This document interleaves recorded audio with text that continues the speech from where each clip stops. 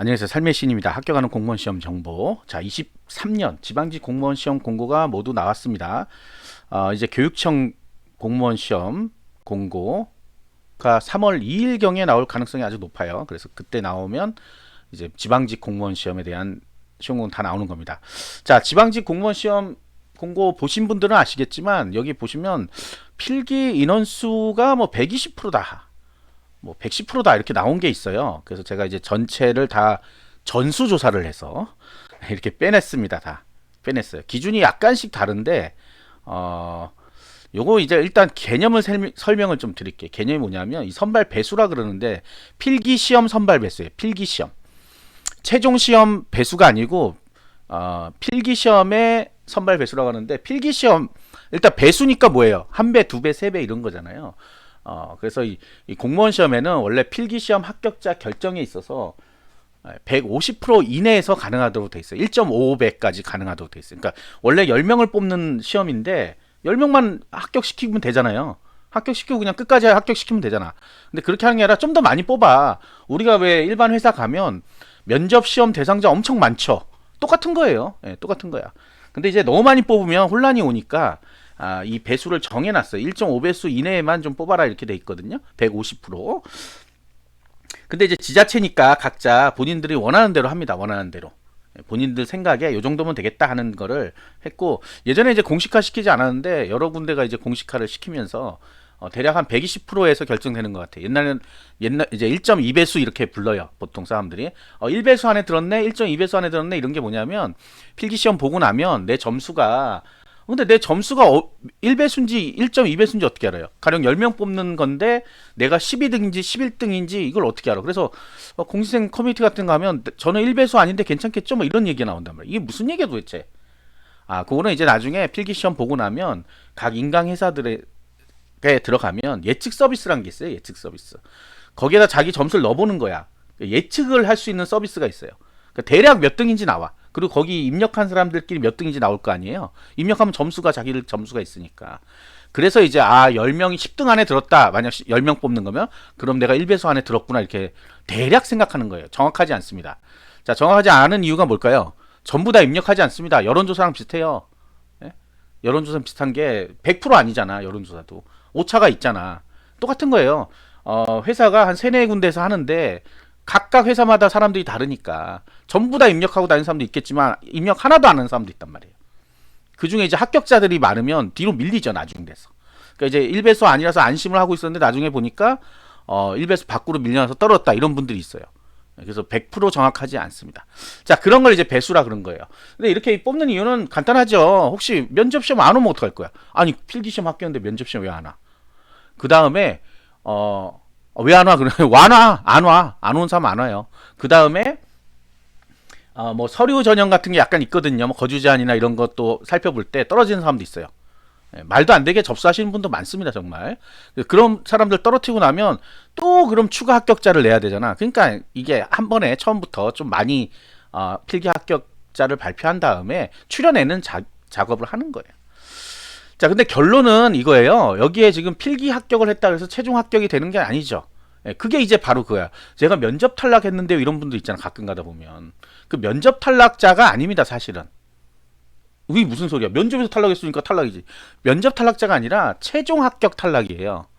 그러니까 결국은 공무원 시험 탈락은 맞는데 왜 그러냐? 120% 정도를 뽑았으니까 10명이면 2명이 남잖아요. 이 2명은 어쨌든 떨어지게 돼 있거든. 떨어지게 돼 있는 거예요. 근데 그 사람이 면접 보고 나니까 떨어지잖아. 아니지. 사실은 최종 합격자 발표밖에 없거든, 마지막에는. 그럼 면접 보고 떨어진 거예요? 아니야. 그 단계를 지나서 떨어진 거기 때문에 최종 합격 탈락은 맞는데 면접에 떨어졌다는 의미는 다르죠. 면접에서 넌 탈락이야 이렇게 해야지 탈락되는 거예요.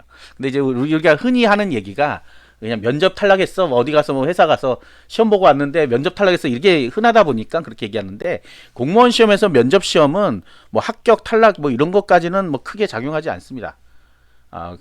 면접은 3가지 단계로만 구분돼 있어요. 우수, 보통, 미흡. 채점은 3가지밖에 안 한단 말이야. 그래서 대부분이 다 보통을 받아요. 보통. 자, 미흡을 받으면 무조건 탈락합니다. 미흡을 받으면 무조건 탈락해요. 그 다음에 뭐야? 우수를 받으면 무조건 합격해요. 근데 이 두 경우는 극단적이기 때문에 많이 없어요. 거의 없다 보면 돼.